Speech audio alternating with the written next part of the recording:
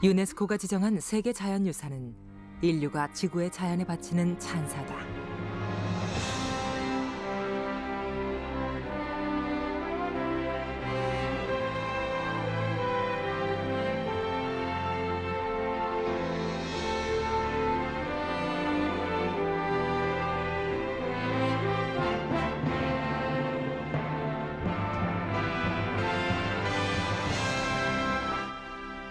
땅과 하늘과 물, 그 속에서 살아가는 생물들이 함께 빚어내는 자연의 생태계.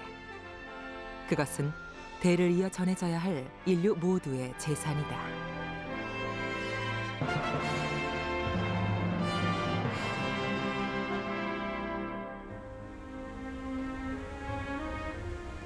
남아메리카 대륙의 자랑거리 이과수 폭포는 세계에서 가장 큰 폭포다. 하늘로 치솟는 물보라와 굉음을 울리며 쏟아지는 물줄기가 보는 이들의 혼을 빼놓는다.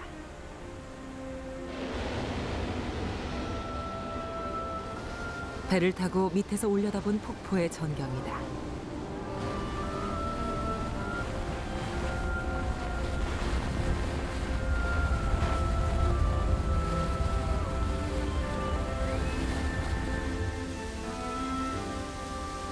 폭포 속으로 겁없이 뛰어드는 이 녀석들은 큰 검정 칼새들이다. 이들은 무시무시한 물의 장막을 울타리 삼아 그 안에서 집을 짓고 새끼를 키운다.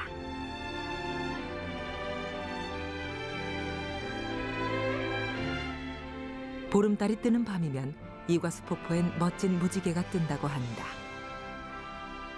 밤에 뜨는 무지개는 과연 어떤 모습일까?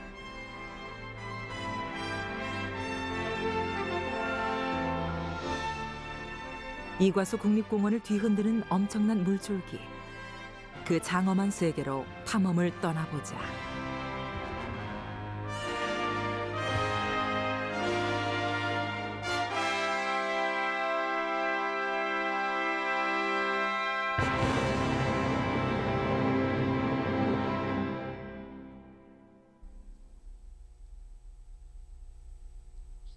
이과수 폭포는 아르헨티나와 브라질을 나누는 국경 위에 있다. 이과수란 과라니족 인디안들 말로 거대한 물이란 뜻이다.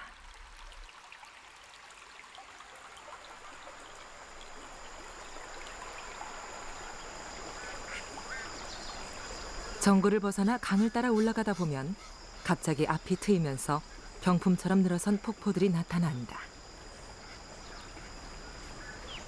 길이가 3km가 넘는 절벽 가장자리를 따라 크고 작은 270여 개의 폭포들이 쏟아져 내린다.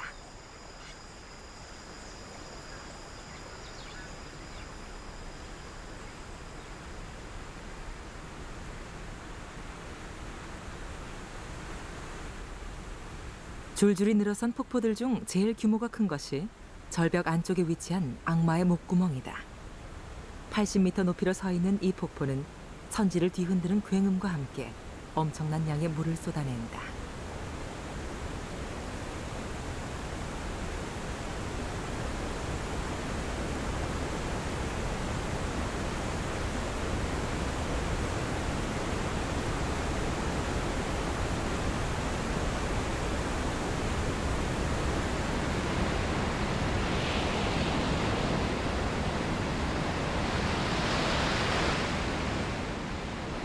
악마의 목구멍이란 이름 속엔 폭포를 보며 느끼는 인간의 두려움이 그대로 담겨 있다.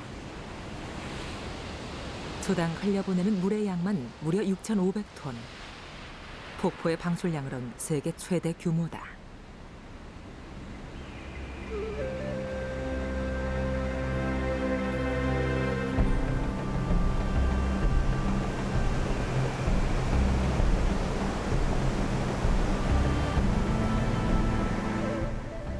이과수 폭포의 장대한 풍경과 그 주변 숲에 서식하는 희귀 동물들을 보호하기 위해 유네스코는 이 지역을 세계 자연유산으로 지정했다.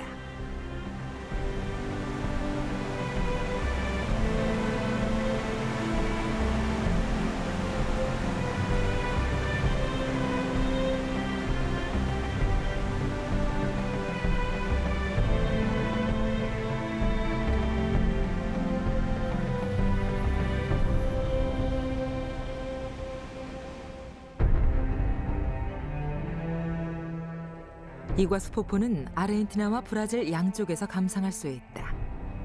브라질 쪽에선 흐르는 물 위로 길게 다리를 놓고 그 다리 끝에 전망대를 설치해 놓았다. 파란색으로 표시한 부분이 이 전망대에서 볼 수 있는 폭포들이다. 아르헨티나 쪽에 설치된 전망대에선 악마의 목구멍을 가까이 관찰할 수 있다.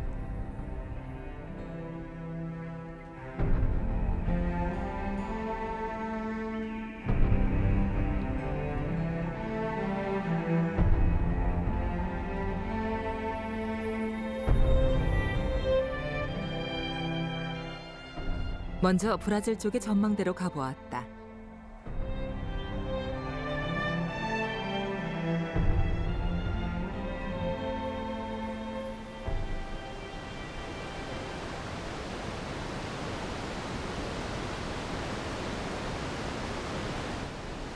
입구에서부터 폭포들의 포효가 귀를 때린다.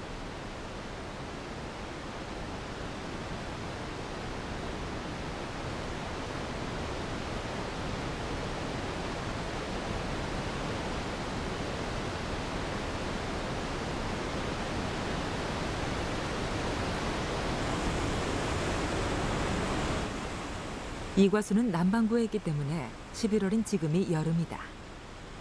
기온이 40도에 육박하는 무더운 날씨다.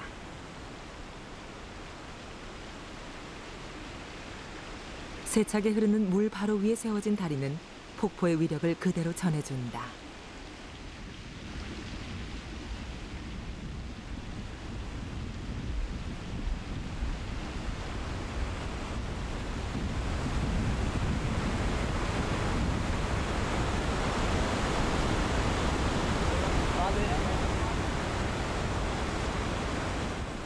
매년 전 세계에서 130만 명이 넘는 관광객이 이과수 폭포를 찾아온다.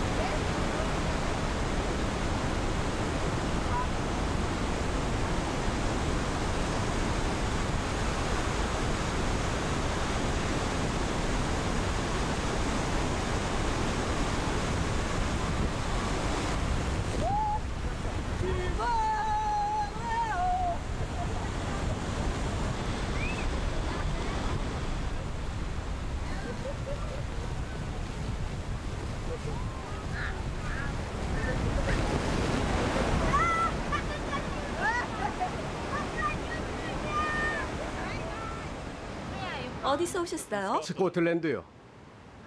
구경은 많이 하셨나요? 예, 많이 했습니다. 물 구경은 실컷 했어요. 이렇게 큰 폭포는 난생 처음이거든요. 이스라엘이요. 폭포를 보니까 어떠세요? 멋지네요. 물의 위력이 정말 대단한 것 같아요. 여기에 서면 폭포의 전경이 한눈에 다 들어오는데 정말 위압적이에요. 굉장합니다.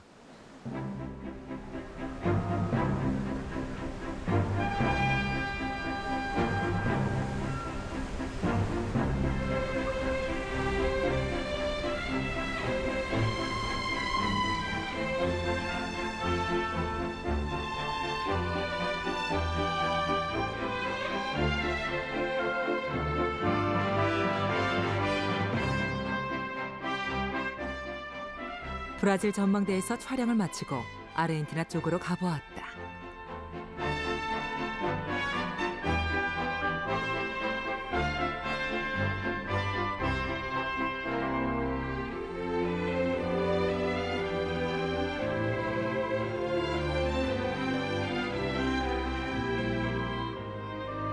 화면 왼쪽에 보이는 것이 악마의 목구멍이다.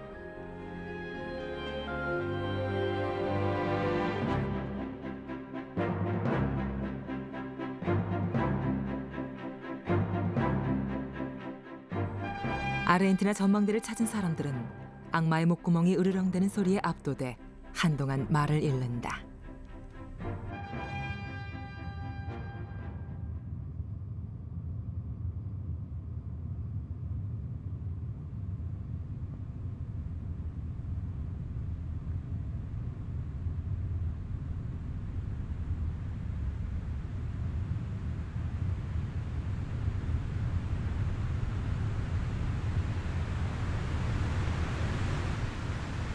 아르헨티나 전망대에선 또 다른 즐거움을 맛볼 수 있다.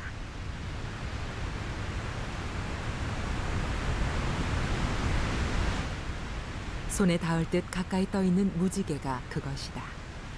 공중에 떠 있는 물보라의 양에 따라 무지개는 살아있는 생물처럼 그 모양을 바꾼다.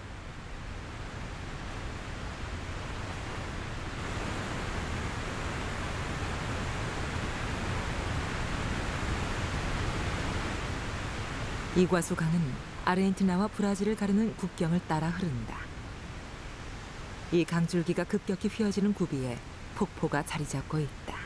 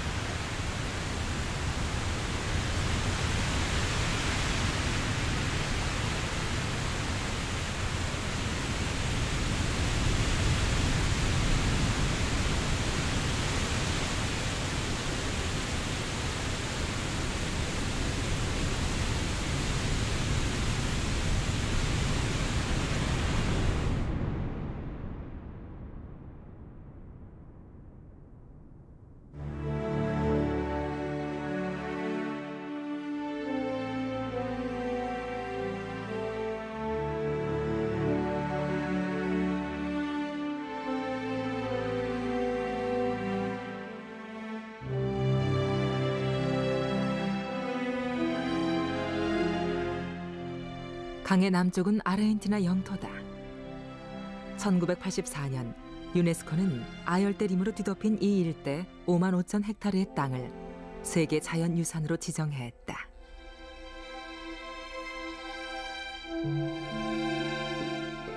(2년) 뒤인 1986년엔 강의 북쪽에 위치한 브라질의 국립공원도 세계유산으로 지정됐다. 이 공원은 넓이가 17만 헥타르에 달한다. 두 나라 영토에 걸쳐 광대한 숲이 끝없이 펼쳐져 있고 그 숲이 강으로 나뉘는 곳에서 불쑥 폭포가 나타난다.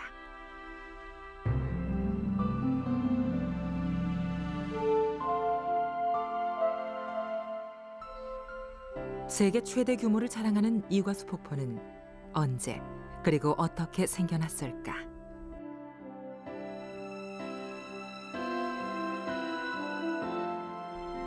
이 지역의 폭포들은 과거에 있었던 대규모 지각 변동의 산물이다.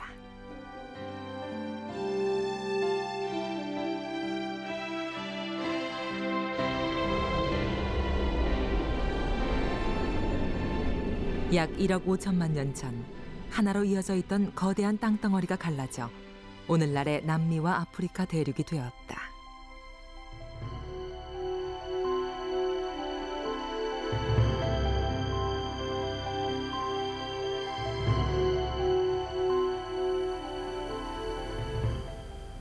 그 시기에 엄청난 양의 용암이 연이어 남미 대륙의 지각을 뚫고 외부로 솟구쳐 나온다.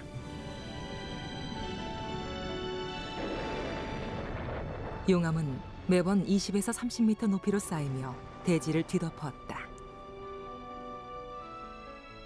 그 뒤 용암이 식고 굳어지는 과정에서 거대한 현무암 지대가 만들어진다.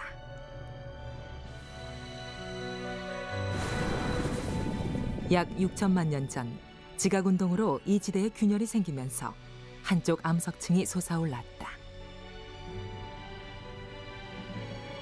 그 후 빗물이 모여 강을 이루고 그 강이 이 암석층 위를 흐르며 폭포를 만들게 된 것이다. 이과수 폭포는 3km가 넘는 절벽 가장자리를 따라 늘어선 270여 개의 폭포들로 이루어져 있다. 이 폭포들은 이 땅이 겪은 수차례의 변화와 시간의 경과를 말해주는 증거들이다.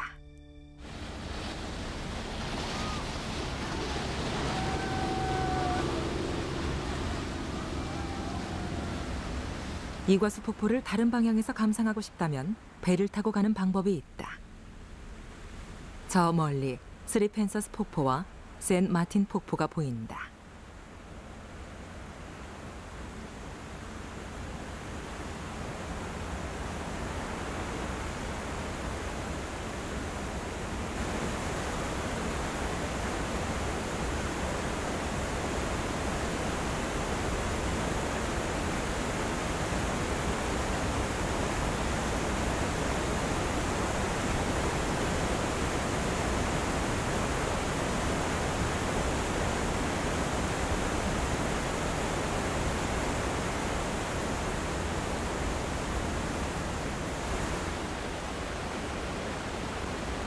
화면 왼편에 보이는 것이 스리 펜서스 폭포.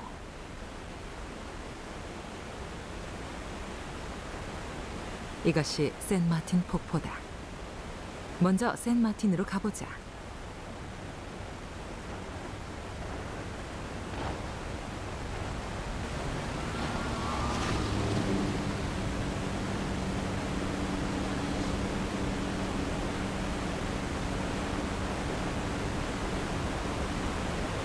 배는 폭포 바로 아래까지 바짝 다가갔다가 돌아 나온다.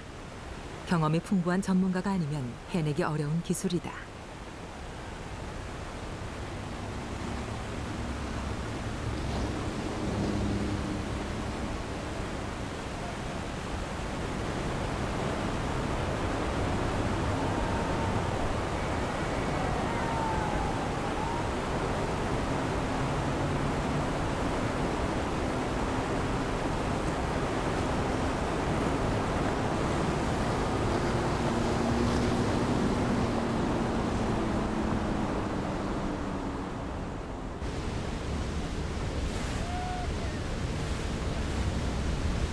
촬영팀을 태운 배가 폭포 쪽으로 접근하고 있다.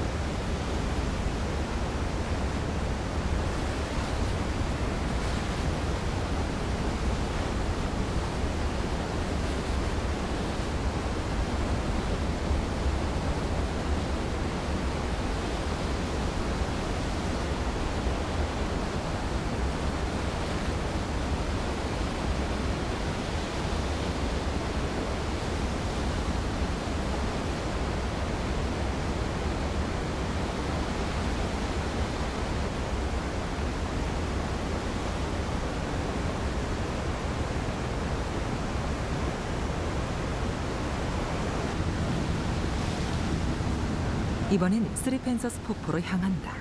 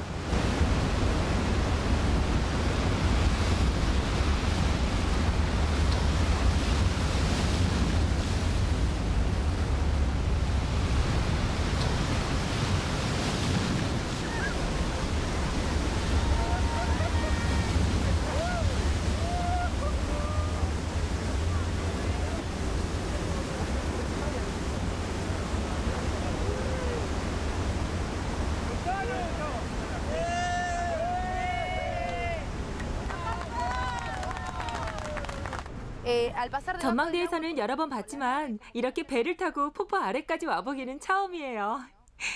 짜릿하던데요? 물음이 정말 세더라고요. 밑에 가서 맞아보니까 알겠어요. 무섭진 않던가요? 폭포 가까이 가니까 물은 사방으로 튀고 앞은 하나도 안 보이고 정신 없었죠 뭐. 좀 무서웠지만 재미있었어요.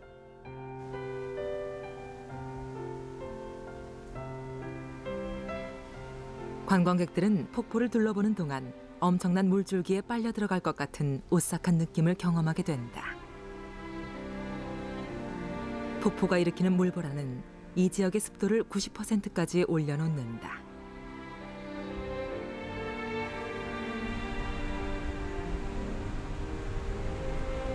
흐린 날엔 흥미로운 현상이 일어난다.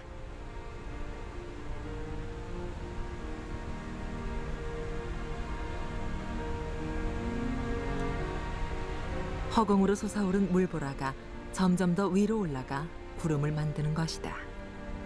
습도가 높아 물방울이 증발하지 못하고 공중에 머물기 때문에 생기는 현상이다.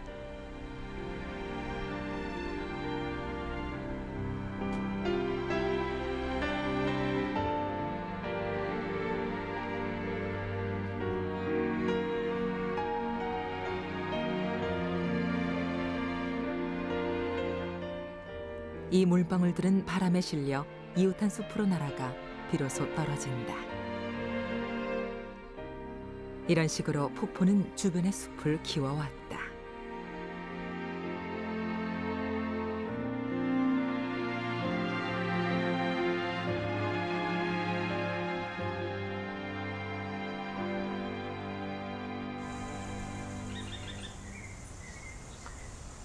폭포 주변의 숲에는 다양한 종류의 야생동물들이 살아간다.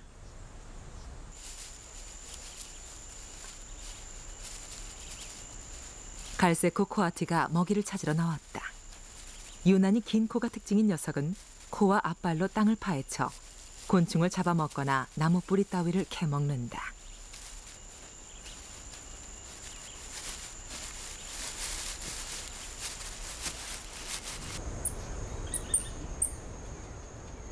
나무 타기 실력을 발휘해 높은 나무에 달린 열매를 따먹기도 한다.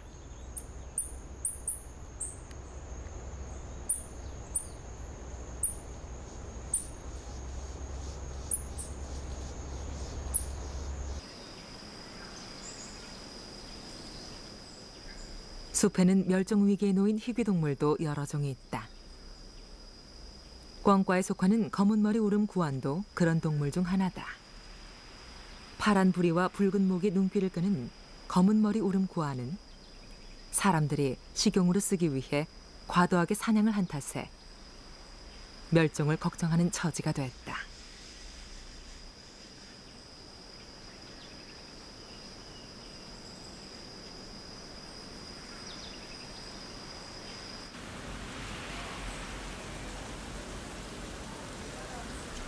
역시 희귀종인 갈색 짖는 원숭이다.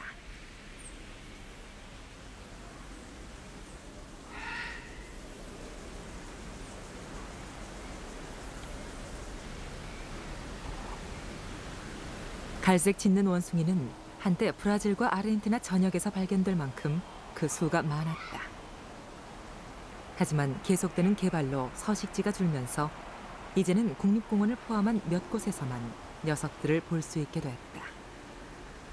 갈색 짖는 원숭이를 포함해 이 숲엔 적어도 7종의 멸종위기 동물들이 살고 있다.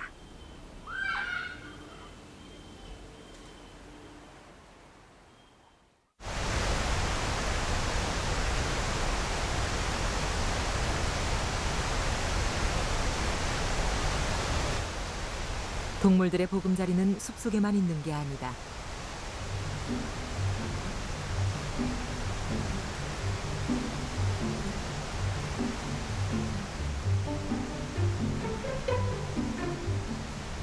폭포수 안으로 겁없이 뛰어드는 작은 새들.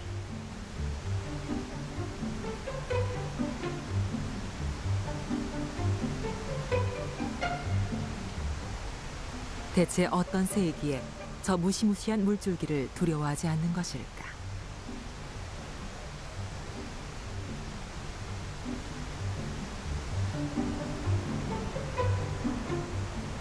공원 경비원들은 이 새들을 보호하고 관찰하기 위해 정기적으로 자이를 타고 폭포 아래로 내려간다.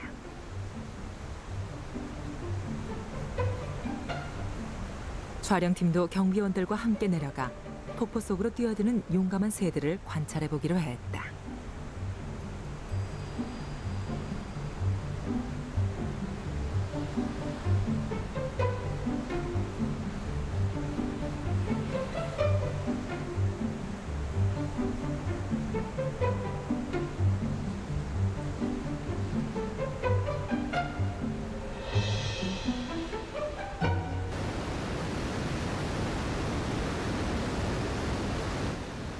마침내 폭포의 밑바닥.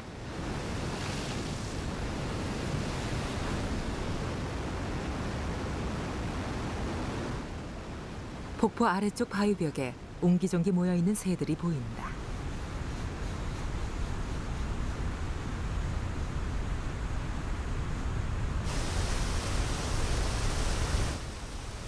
물이 튀어 온몸이 젖는 것도 아랑곳하지 않고 바위벽에 딱 붙어 있다.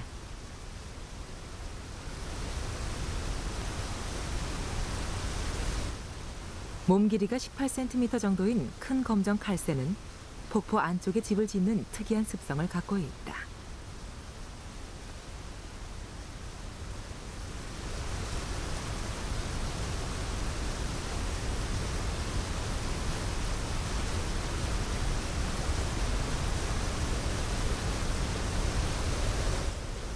이들은 미끄러운 바위벽에 거의 수직으로 매달릴 수 있다. 바위를 움켜쥘 수 있는 유난히 날카로운 발톱 덕분이다.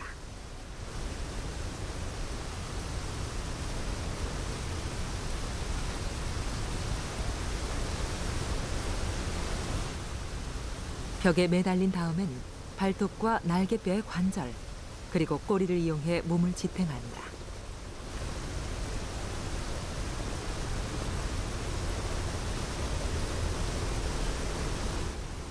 게다가 이들은 목을 180도 돌릴 수 있어서 절벽에 매달린 상태에서도 얼마든지 뒤를 살필 수 있다.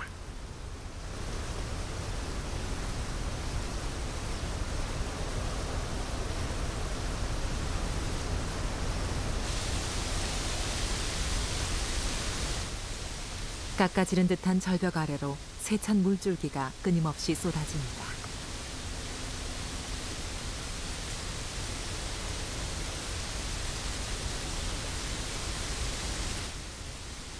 이런 불리한 환경 때문에 폭포 뒤에는 적이 거의 찾아오지 않는다.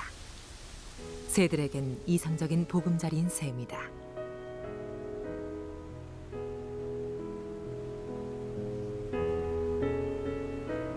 큰 검정 칼새는 봄에서 여름 사이에 번식을 한다. 둥지도 당연히 폭포 뒤에 짖는다.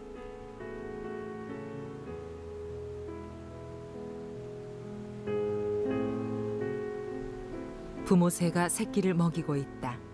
이 새끼 새는 2주 전에 부화했다.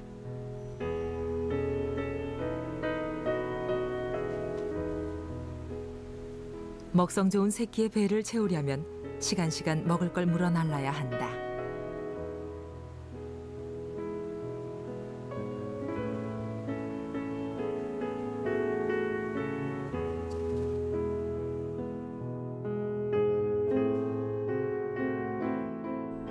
이들은 사냥을 할 때도 폭포를 떠나지 않는다. 주변을 날아다니는 곤충을 주로 사냥하기 때문이다.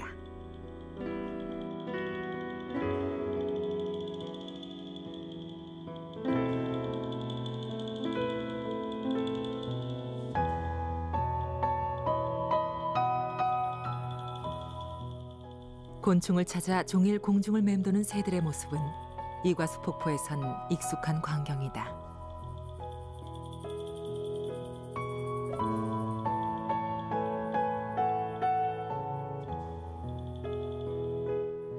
모로피숄린 씨는 새 전문가다.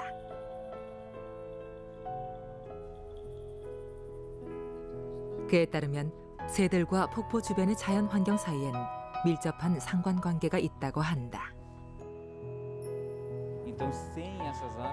칼새들은 곤충을 먹고 삽니다.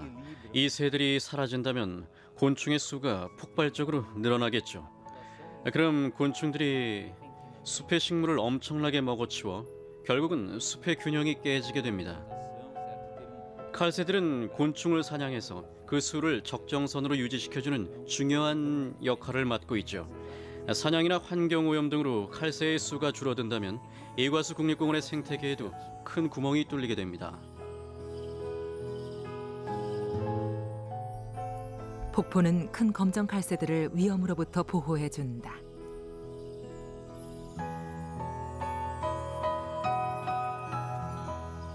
칼새들은 그 보답으로 이과수의 자연이 균형을 유지할 수 있도록 돕는다.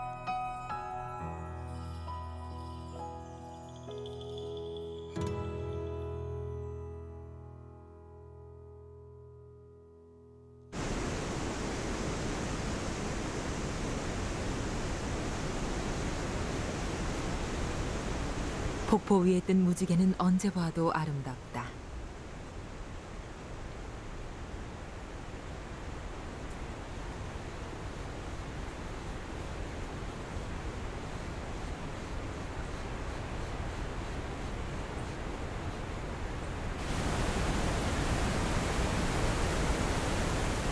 무지개의 모양은 폭포의 크기와 태양의 위치에 따라 달라진다.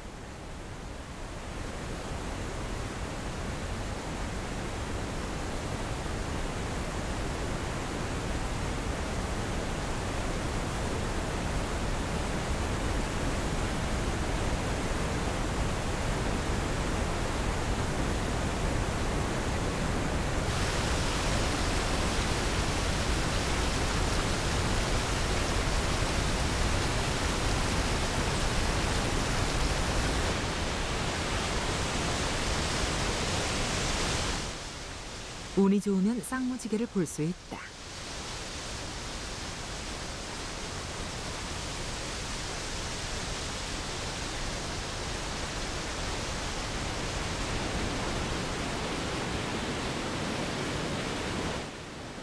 때로는 100m가 넘는 긴 무지개가 뜨기도 한다.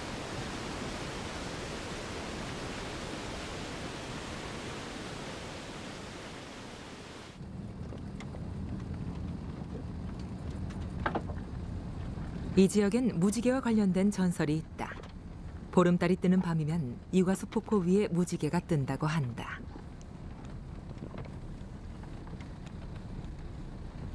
과라니족 인디안들 사이에선 이 전설이 대를 이어 전해 내려오고 있다.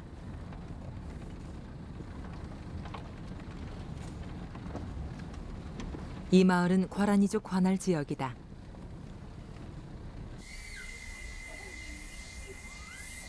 모두 35가구에 125명의 주민이 모여 살고 있다.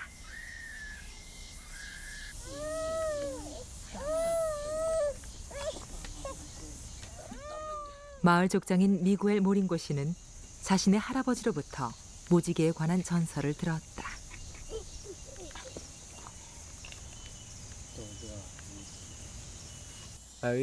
아주 오랜 옛날 우리 과라니족 마을에 신과 대화를 나눌 수 있는 무당이 살았습니다. 하루는 신이 나타나서 사람들이 깜짝 놀랄 만한 일을 해보이겠다고 하더랍니다. 무당이 마을 사람들에게 달려가서 신이 한 말을 그대로 전했지만 마을 사람들은 무당을 비웃으면서 아무도 그 말을 믿어주질 않았습니다. 그래서 무당은 보름달이 뜬 밤에 이과수 폭포로 가서 신이 미리 알려준 대로 손가락을 흔들었죠. 그러자 맑은 하늘에서 갑자기 천둥이 울리고 번개가 치더니 무지개가 나타났습니다.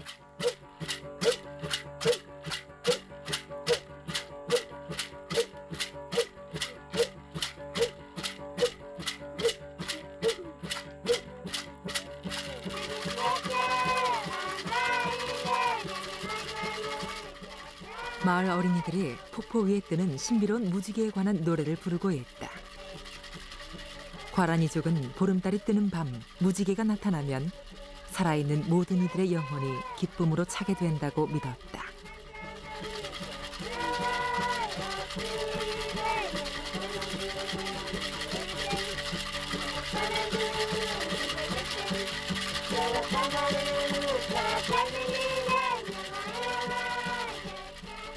그런 특별한 밤이면 사람들은 기뻐하며 이 노래를 불렀다.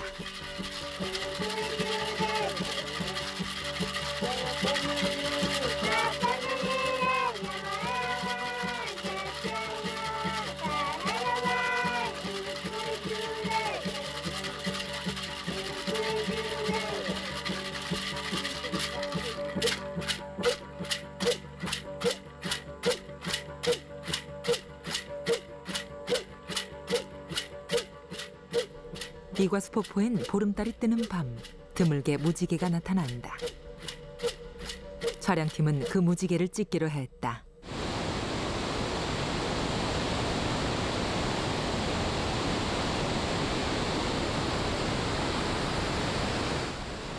그 특별한 무지개는 이과수에서 제일 큰 폭포인 악마의 목구멍 위에 뜬다고 한다.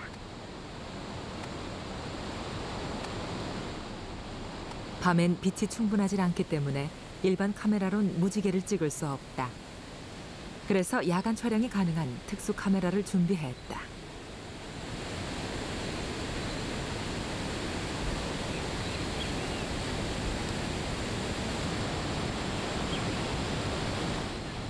촬영에 성공한다면 시청자들은 처음으로 텔레비전 화면을 통해 밤 무지개를 보게 될 것이다. 오케이.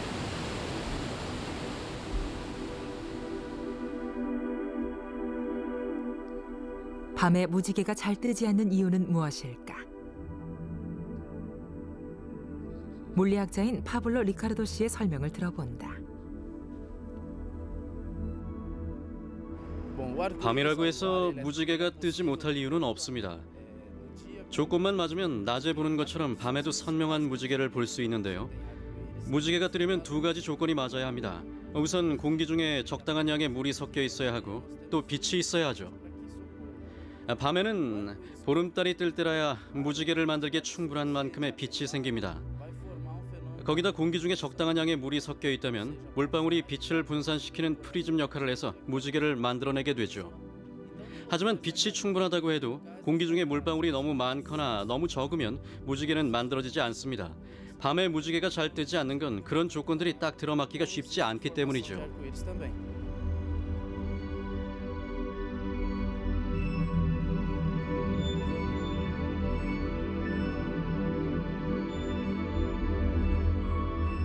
악마의 목구멍에서는 물보라가 공중으로 높이 솟아오를 때만 무지개가 나타난다.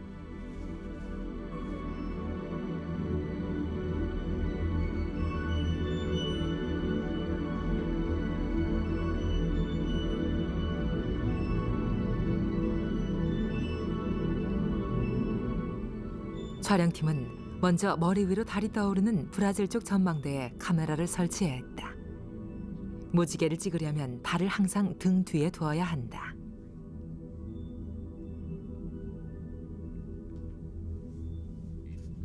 여덟 시 무렵 이과수 폭포에 황혼이 깃든다. 밤이 되자 촬영을 하기에 충분할 만큼 환한 보름달이 떠올랐다.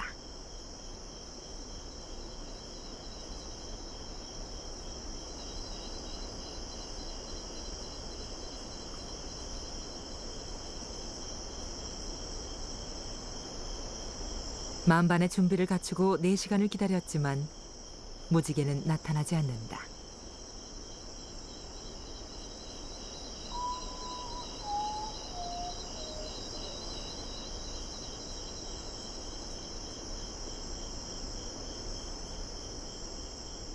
달은 이제 강 건너 아르헨티나 쪽에서 빛나고 있다.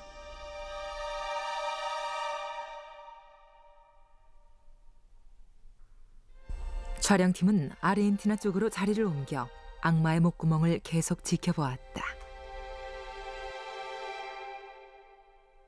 하늘엔 별만 총총할 뿐 무지개는 어디에도 보이질 않는다. 공기 중에 섞인 물방울의 양이 너무 적어서일까.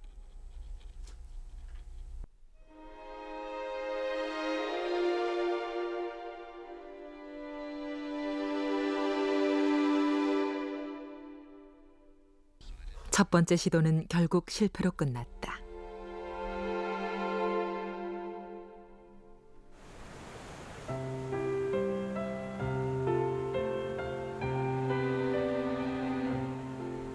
얼마 전 새끼 새를 보았던 곳이다.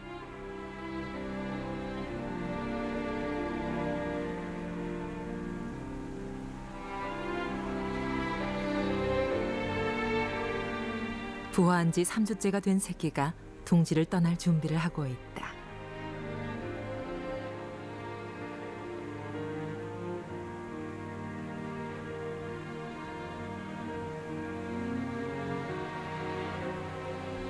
그새 몸이 자라서 이제는 몸집이 부모 새와 거의 같은 정도가 됐다.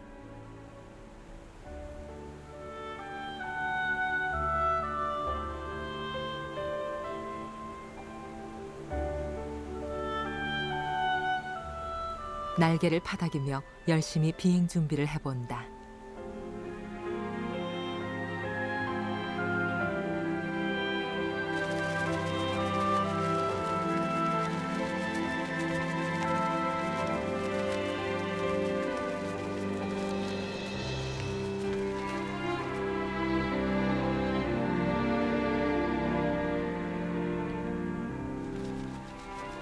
그때 위험이 닥쳐왔다.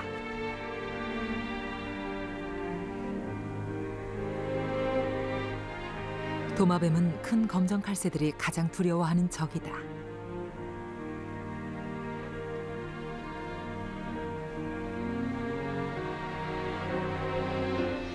새끼 새는 아무런 눈치도 채지 못하고 있다.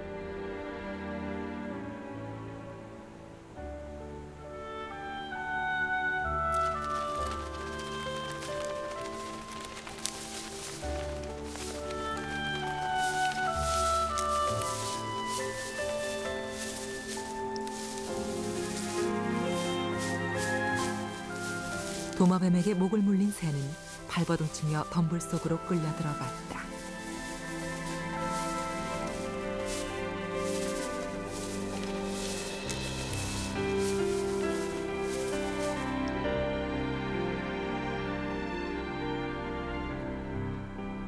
몇 분 뒤 어떻게 빠져나왔는지 끌려갔던 새끼 새가 절벽 아래쪽에서 발견됐다.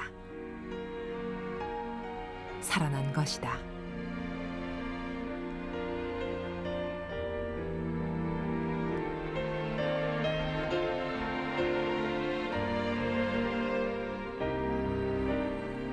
생애 첫 고비를 용감하게 넘긴 녀석은 머지않아 폭포 위를 나는 새들의 무리에 합류하게 될 것이다.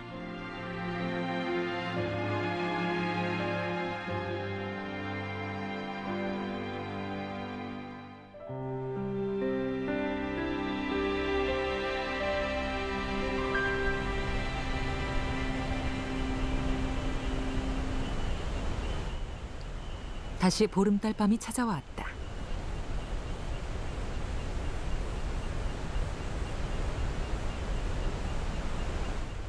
이번엔 성공할 수 있을까?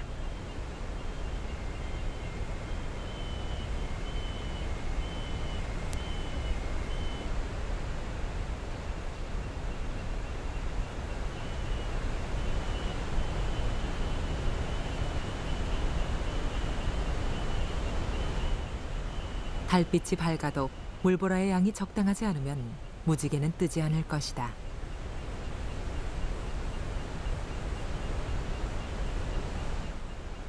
촬영팀은 또다시 브라질 쪽 전망대에 특수 카메라를 설치한 채 밤이 오기를 기다렸다.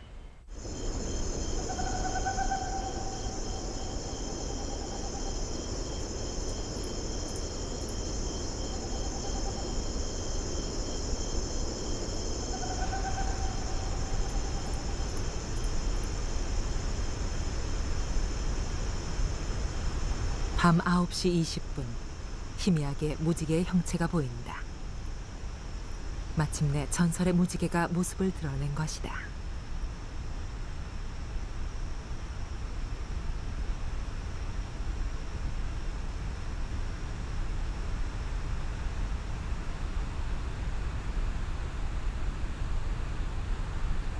카메라의 감도를 높여보았다.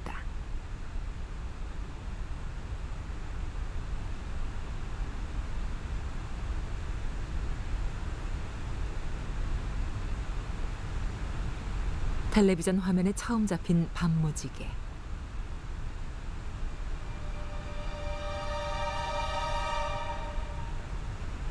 길이가 거의 300m에 이르는 대형 무지개다.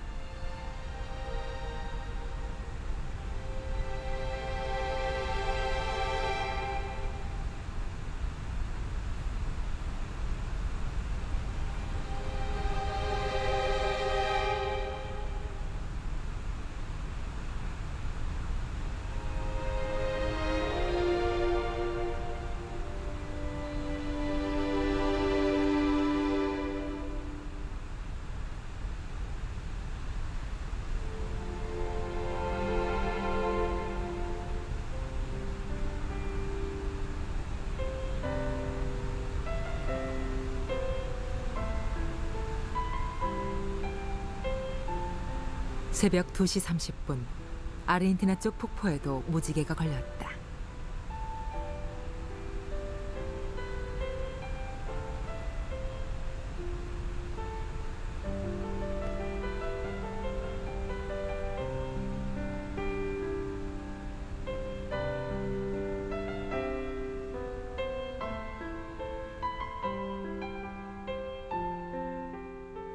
시간이 갈수록 무지개의 색은 더 선명해진다.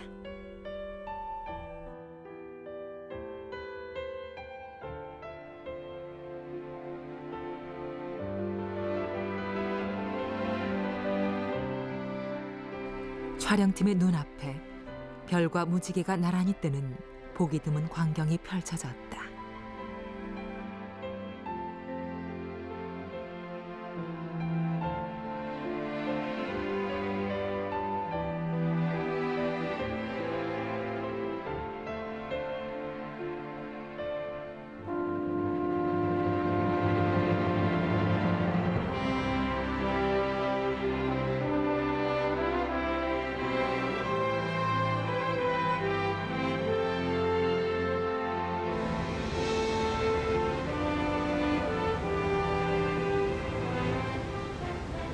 이과수 폭포의 성난 물줄기와 더불어 살아가는 작은 새들.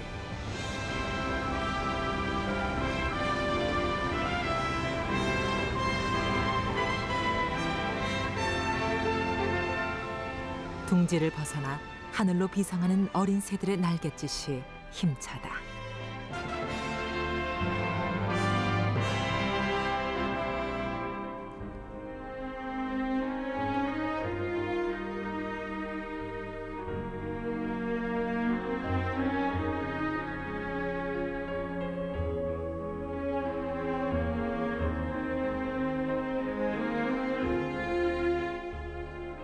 남미의 이과수 폭포는 전 세계인의 소중한 자연유산이다.